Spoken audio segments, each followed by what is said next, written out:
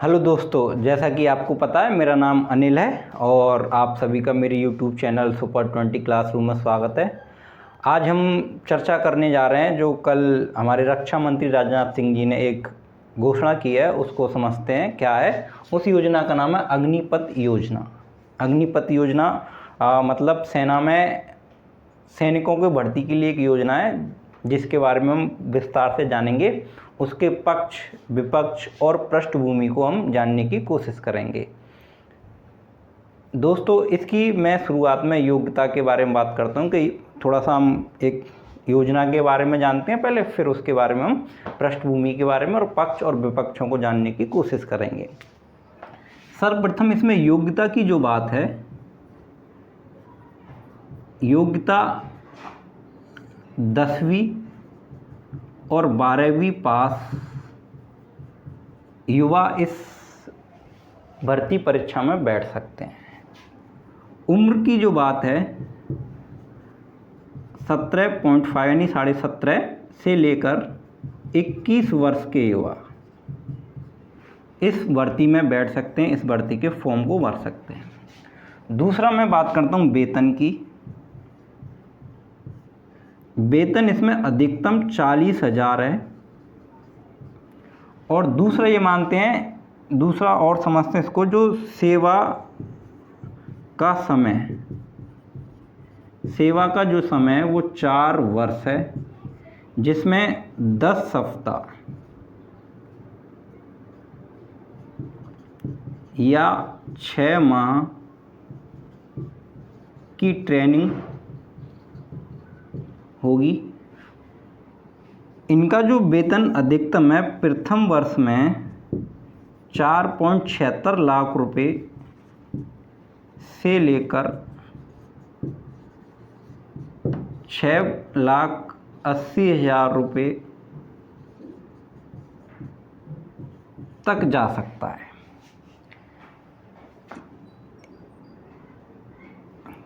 सकता है, दूसरा और समझते हैं कि इस भर्ती में 4 साल पूरे करने के बाद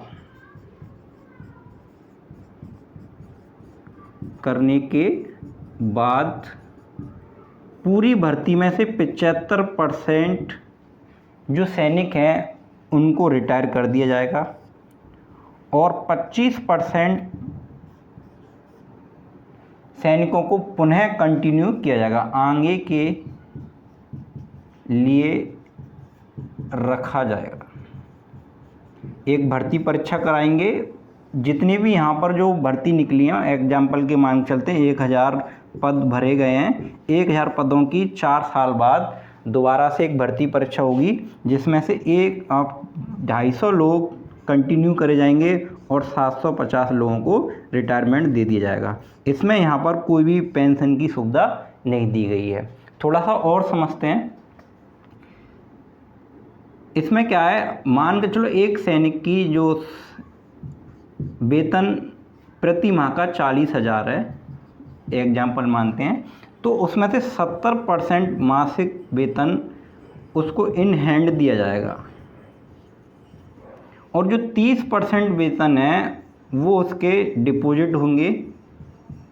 और इसमें क्या करेगी भारत सरकार, अपनी तरफ से 30% और लगा देगी। एग्जाम्पल मानते हैं 40,000 का, तो 28,000 रुपये प्रति माह सैलरी मिलेगी और 12,000 रुपये आपके प्रति माह आपके खाते में जमा रहेंगे। मतलब क्या है, और प्लस 12,000 सरकार आपको और देगी, मतलब प्रति माह 24,000 रुपये आपके खाते में जमा होंगे। और जो 4 साल के बाद जब आप रिटायर होंगे तो यह राशि 10 लाख से लेकर 12 लाख रुपए तक हो सकती है, जो टैक्स फ्री होगी,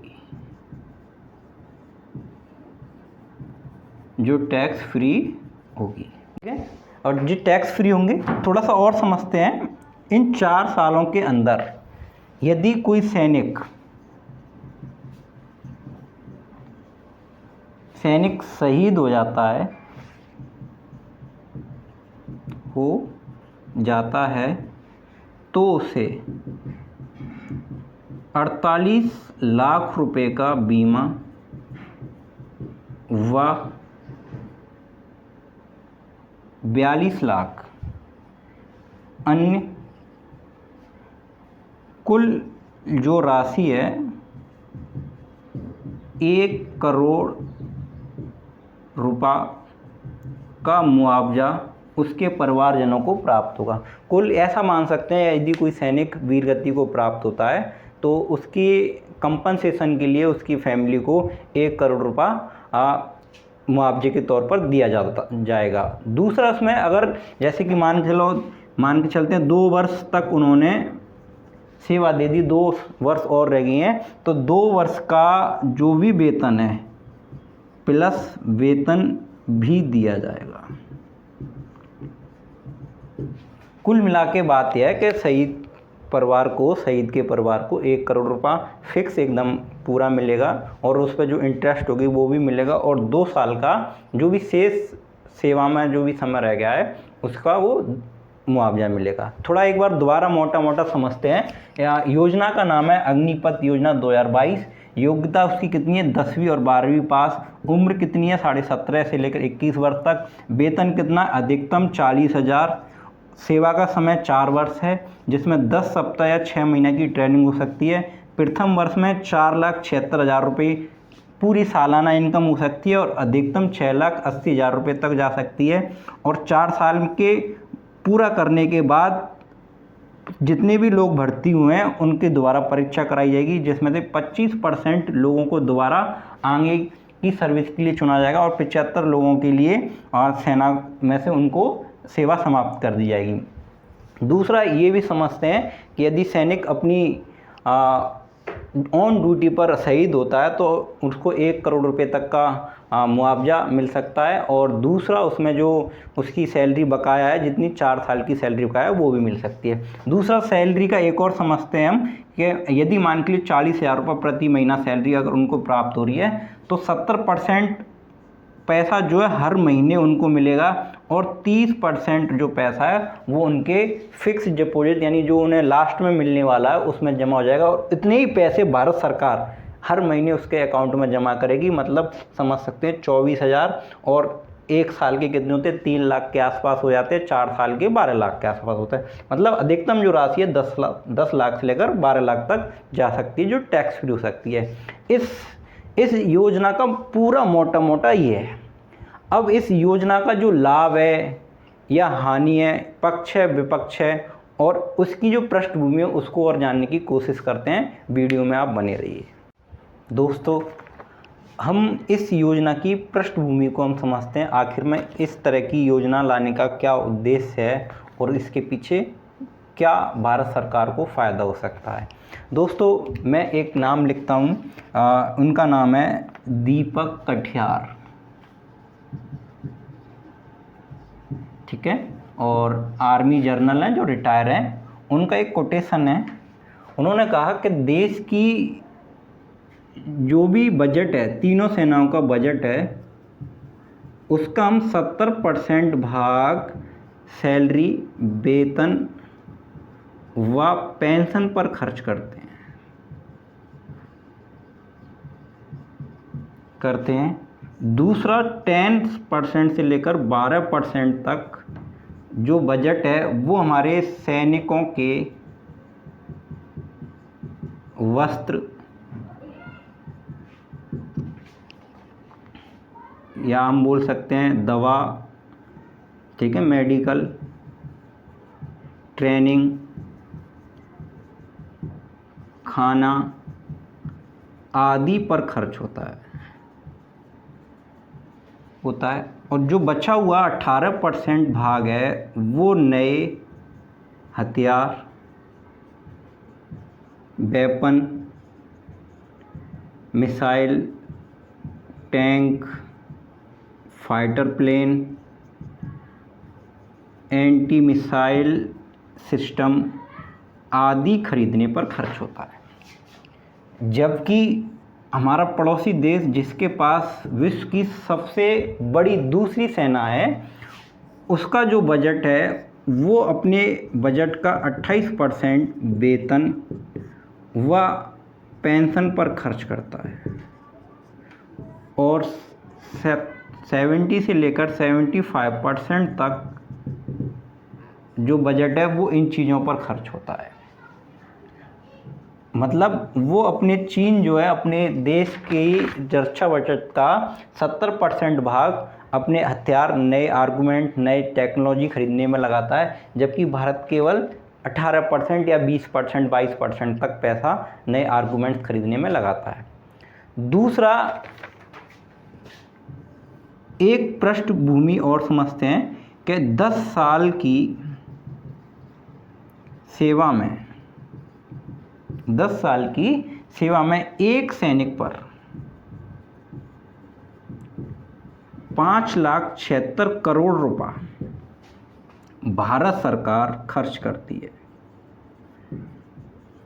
और जबकि 14 साल की सेवा के लिए एक सैनिक पर 6,75,00,000 रुपए खर्च करते हैं। मतलब ये खर्चा उस सैनिक के वस्त्र, दवा, खान पीन, ट्रेनिंग, दवा, दूरी, यातायात, इधर उधर जाने के में एक व्यक्ति पर खर्च हो जाता है, एक सैनिक पर। एक मोटा मोटा लगाते हैं, अगर 10 सैनिकों पर यही आंकड़ा लगाया जाएगा, 1,000 रुपये लगाया जाएगा, तो ये पैसे इतने हैं कि 1-2 नहीं, कम से कम 10 फाइटर प्लेन खरीदे जा सकते हैं, केवल और केवल 1,000 सैनिकों के ऊपर जो पैसा खर्च हो रहा है उस पर। हमारी जो अग्निपथ योजना, उस अग्निपथ योजना में 4 साल के अंदर केवल 80 से लेकर 90 लाख रुपया एक सैनिक पर खर्च हो सकता है।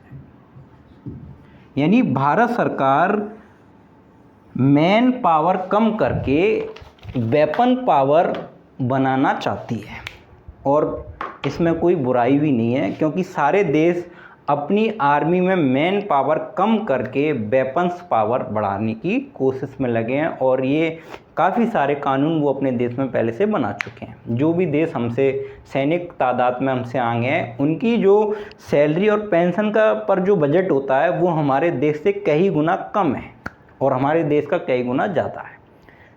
भारत सरकार इस चीज़ पर काफ़ी विचार करने के बाद एक क्रांतिकारी फैसला उन्होंने लिया है कि हम मैन पावर कम करके, इसका सीधा सा उद्देश्य ये है कि मैन पावर हम कम करके वेपन पावर्स को बढ़ाएंगे।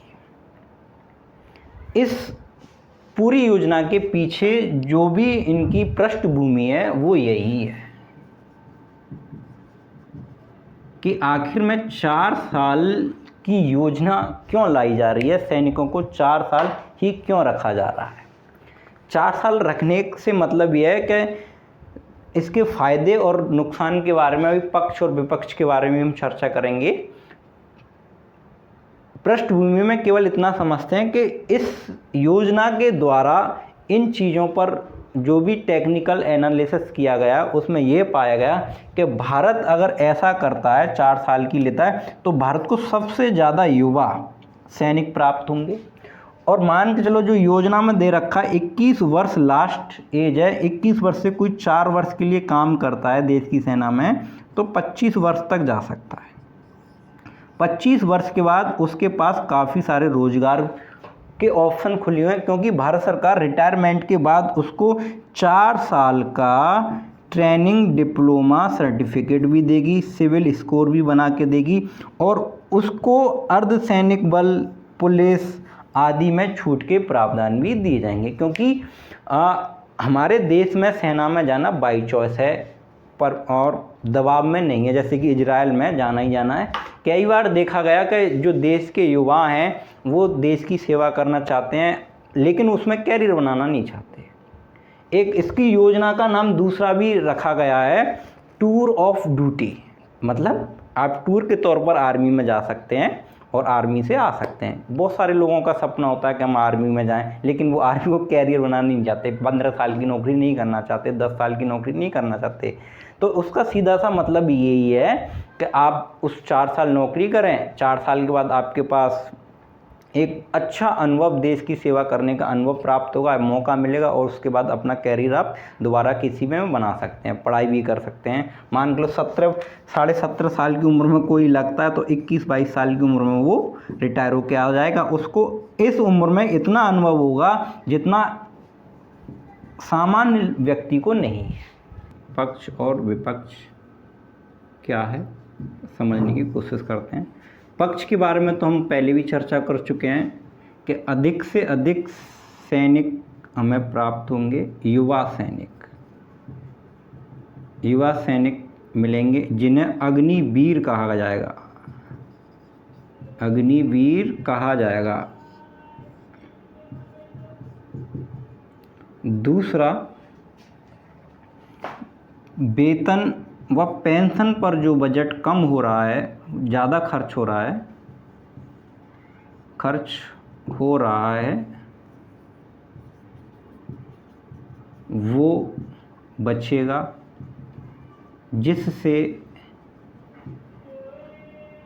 जिससे हथियार,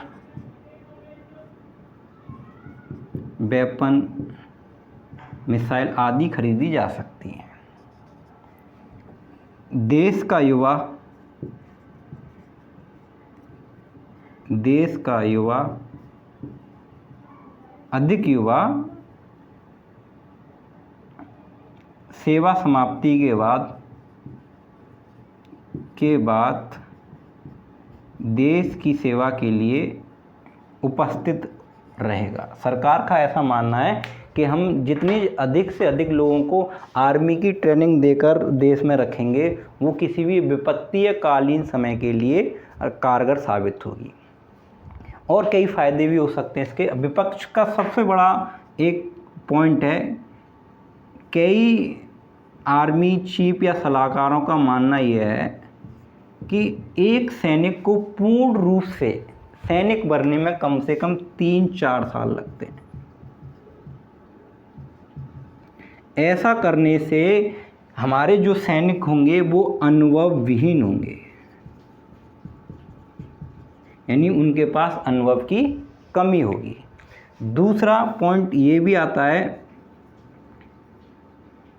कि सेना का जो स्लोगन है, नमक, कार्य, कर्म, धर्म, देश आदि वाली जो प्रतिष्ठा सैनिक के अंदर होती है, वो कमज़ोर पड़ेगी। क्यों कमज़ोर पड़ेगी? क्योंकि एक सैनिक का जो सपना होता है, ज़्यादातर सैनिकों का सपना होता है कि हम देश की सेवा कर रहे हैं, तो जैसी भी नौकरी लगती है या सेवा में जाते हैं तो 2-4 साल करते हैं, फिर आगे करते हैं, जो जुनून जागता जाता है और देश के ऊपर मरने मिटने की जो पावर सैनिक के अंदर आती है, वो इन 4 सालों में कम आएगी। यानी लोगों में सेना का जो सम्मान बना हुआ है वो थोड़ा सा कम होने की संभावना इसमें जागृत होती है। दूसरा इसमें यह है कि जो 4 वर्ष बाद पुनः परीक्षा कराई जाएगी, यानी 25% लोगों को दोबारा सेवा में रखा जाएगा। उस भर्ती में राजनीतिक हस्तक्षेप अधिक बढ़ेगा।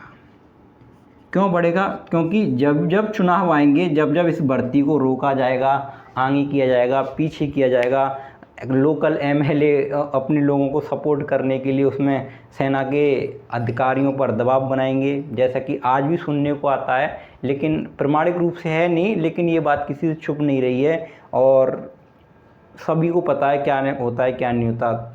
2-2, 3-3, 4-4 लाख रुपए दलाल खा जाते हैं। कभी कभार नौकरी मिल जाती है, बाद में पता पड़ता है, फिर नौकरी से हटाया जाता है। तो उस चीज़ को जो सरकार अभी रोक नहीं पाई है, उसको यहाँ पर बढ़ावा मिल सकता है। क्योंकि हर 4 साल बाद, हर साल जैसे क्रम बन जाएगा, एक चैन बन जाएगी कि इस साल बढ़ती आई, फिर इस साल बढ़ती आई, फिर इस साल बढ़ती आई, फिर इस साल बढ़ती आई, मतलब 4 साल के बाद फिर रिटायरमेंट की योजना चालू हो जाएगी। अब लगातार 4 साल तक तो रहेगी, लेकिन जैसे ही 4 साल कंप्लीट होंगे तो पहला वाला जो बैच है उसकी रिटायरमेंट की डेट आ जाएगी। तब उनमें से 25% दोबारा कंटिन्यू किए जाएंगे। तो जब उन्हें कंटिन्यू किया जाएगा तो वहाँ पर राजनीतिक दबाव देखने को मिल सकता है। दूसरा, जो 4 वर्ष बाद रिटायर होके अपने लोकल फील्ड में काम करने की सोच रहा है, कोऑपरेटिव फील्ड में, प्राइवेट सेक्टर में काम करने की सोच रहा है, अगर चलो मान के लो उसको जॉब मिल जाती है प्राइवेट सेक्टर में या गवर्नमेंट सेक्टर में और किसी को नहीं मिलती है, तो उसका जो मोटिवेशन का लेवल है, मानसिक जो लेवल है, वो थोड़ा सा कम हो जाएगा। उसके लिए भारत सरकार को पुनः इन पॉइंटों पर अच्छी तरह से सोचना चाहिए और इन कमियों को दूर करना चाहिए। इस योजना का जितना विरोध हो रहा है उससे ज़्यादा तारीफ भी हो रही है। ये एक क्रांतिकारी फैसला है और देश के हित में। दोस्तों, इस योजना को आप एक बार फिर दोबारा से समझें और देश के हित में आप तत्पर खड़े रहें। धन्यवाद।